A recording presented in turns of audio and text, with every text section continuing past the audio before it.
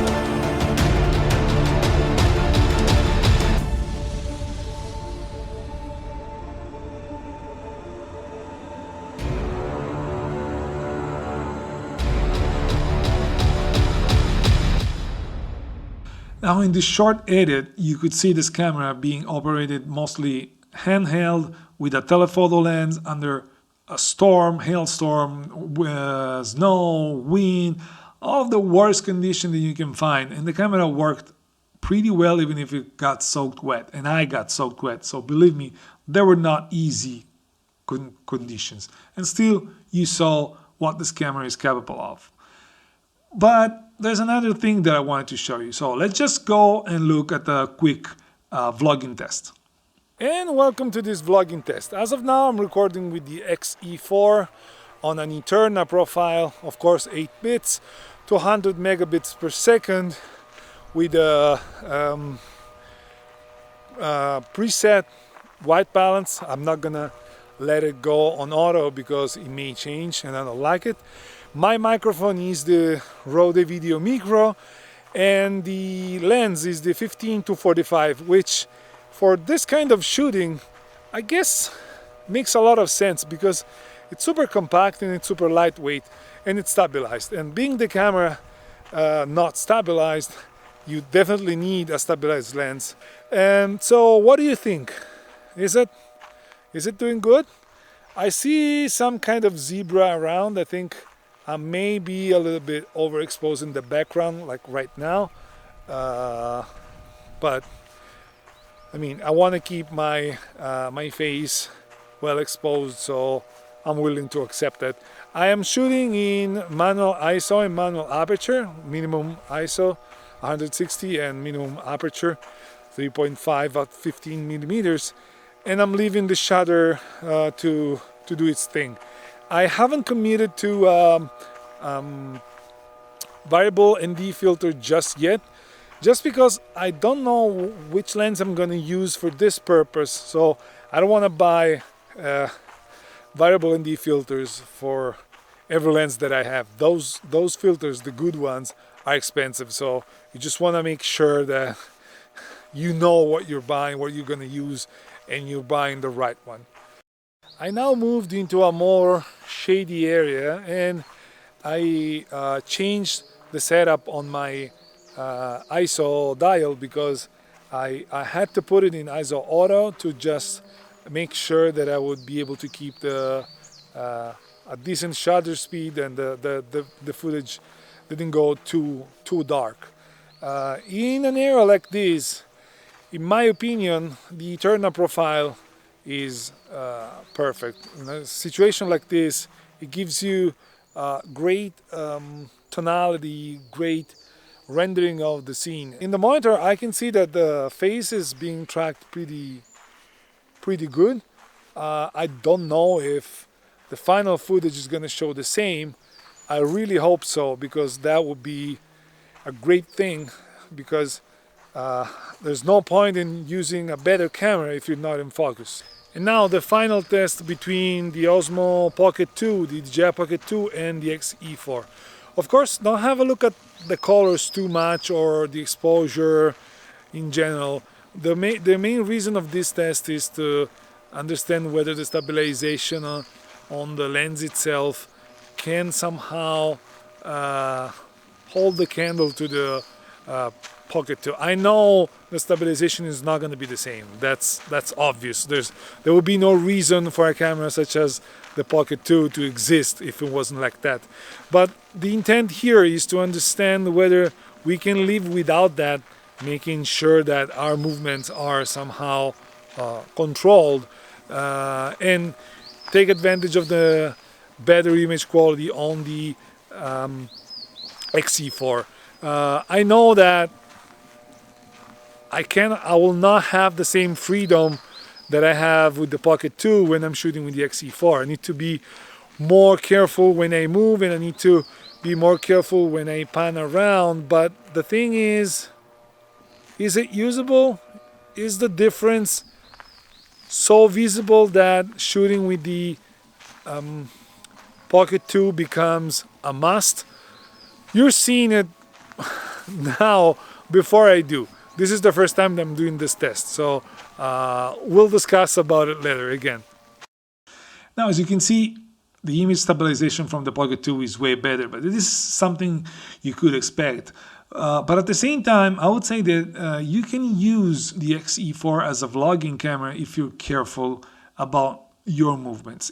Of course, it doesn't give you the same ease that you have with the Pocket 2. There would be no reason for that camera to exist if it didn't go better than a normal mirrorless camera without a gimbal. So that result was kind of expected, but to me, I still find the X-E4 a viable option for vlogging.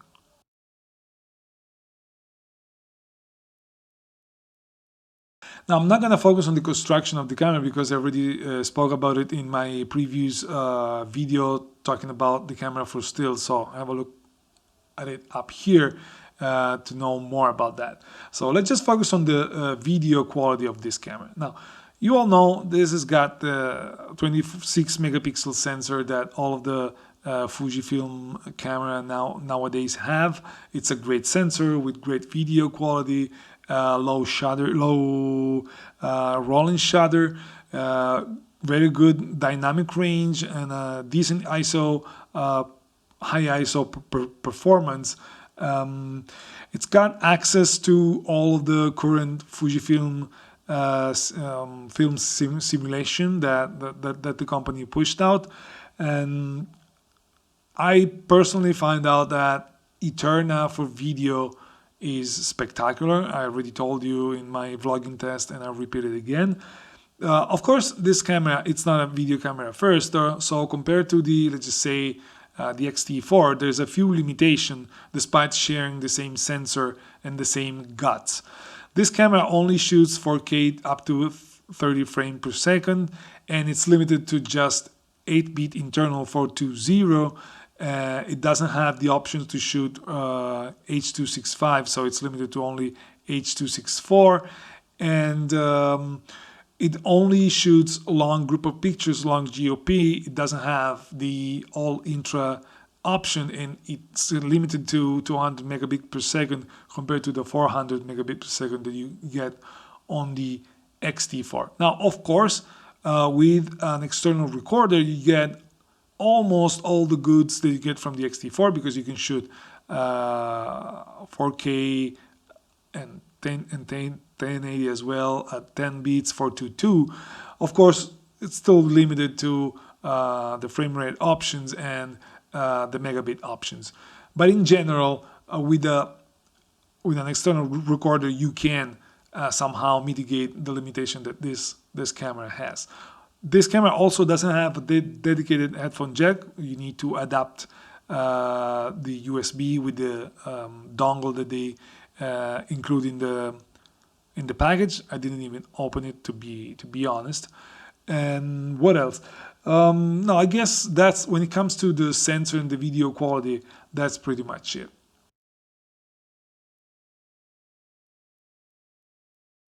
Now, the autofocus, as you've seen in my vlogging test, the autofocus is generally really good. Although this depends, as I already said other times, a lot on the lens that you're using it with. I find that in the video department, the autofocus is not bad at all. Even the tracking is not bad.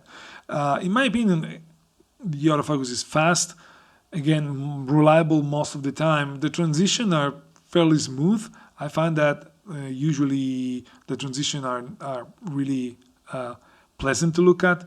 The IAF is good, very good. The tracking is good.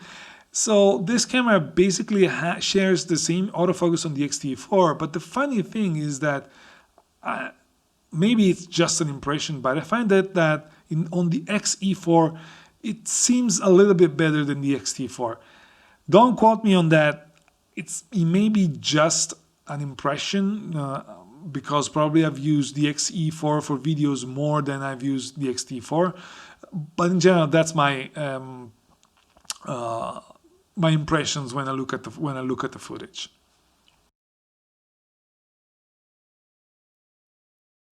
When it comes to battery life, we all know that having the NPW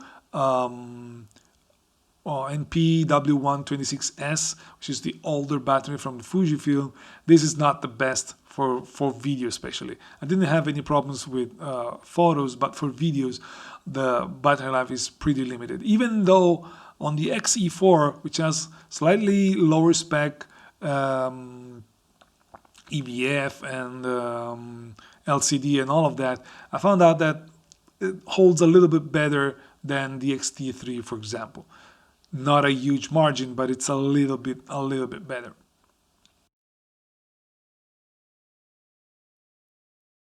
Now, when it comes to the handling of this camera, we all know this camera has been stripped down to its minimum. There's very limited amount of buttons and dial here and there, so we all know that, and we all know that's a limitation of the camera.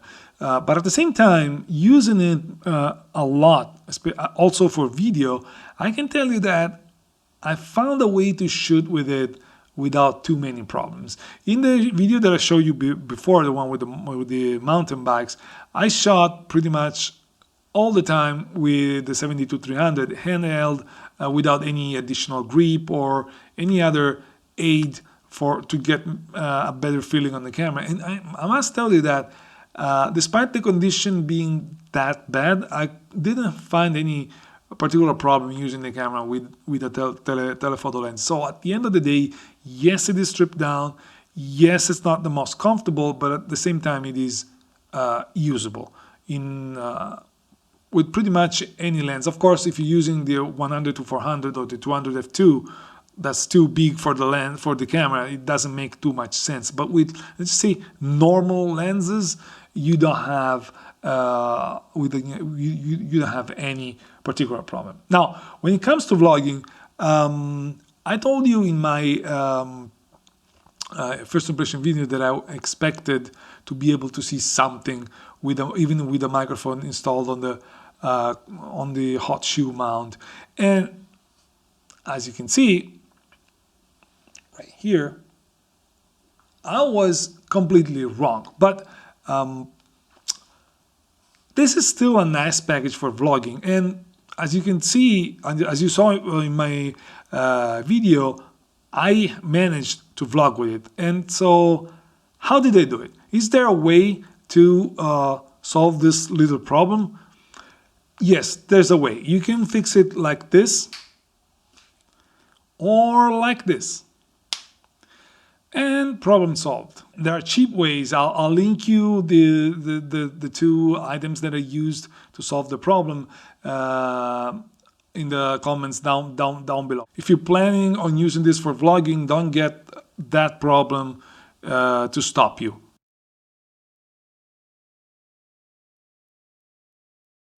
In conclusion, this little camera here, despite all of its limitation, despite everything that we already said, despite the lack of buttons, the lack of IBIS, which of course forces you to use a stabilized lens if you wanna use it for handheld video shooting. That's obvious. But despite all of its limitation, this camera is still a really good camera for video. Now, for sure, there's better options out there, like the XS10 to remain in the Fujifilm lineup. It's a better option, and it's only marginally more expensive than this. And there's other options around that are more focused on video. But if you're using this camera for your photography purposes and you need to use it for video, this camera is not gonna let you down. As long as you know its limitation and what you can or cannot do with the camera, you will not find yourself in a bad spot. This is a really good camera, and for the price, there's very few other cameras that can compete as an overall package. In my opinion, it is also surprising how good it is as a video camera, despite it being engineered to be a photographer's first camera. Just to let you understand, this is the camera that I use normally for my for video reviews and all that. Not today, of course. I'm using the X-T4, but in general, I'm using the X-E4 more than the X-T4 for this kind of video. And for stuff like that, it's a perfect camera. As a secondary body for hybrid shooting, or a secondary body just as a backup, you can't go wrong. This camera is really good. As long as you don't need the 10 bits, as long as you don't need the 60 FPS in 4K, as long as you don't need the IBIS, this camera is gonna serve you pretty well. And also, being so lightweight and so compact, it's perfect on small gimbals. So if that's what you're interested in, and you don't need the 10 beats per second, let's just say, or the 4K 60, this is a great option, because you get almost all the best that you get from the X-T4 in a smaller, more compact and cheaper package. I guess that's it for today. Let me know what you think in the comments below. If you find this video interesting, subscribe to the channel, share this video with the people you think may be interested in this, and leave me a thumbs up. In general, thank you again for supporting the channel. We're really close to the 1,000 subscriber, which is that's a small number for those big channels, but for me, it's still a target. It's a first step in the growth of the channel. Thank you, and I'll see you in the next one. Bye.